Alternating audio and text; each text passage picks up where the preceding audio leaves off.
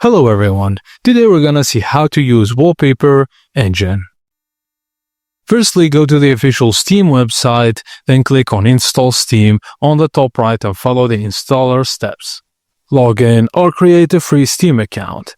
Now, on Steam, search for Wallpaper Engine in the Steam store or go directly to the Wallpaper Engine listing.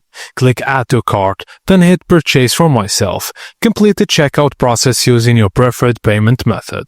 Now, once purchased, Steam will prompt you to install it. Just click Install and let it download and set up the app. After it's finished, launch Wallpaper Engine from your library. In Wallpaper Engine, head to the Workshop tab at the top. Browse trending or popular wallpapers or use the search bar. Then click subscribe on any wallpaper you like. It will auto-download to your collection. Then click apply on the desktop to set it as your live wallpaper. And that's it, guys. As simple as that.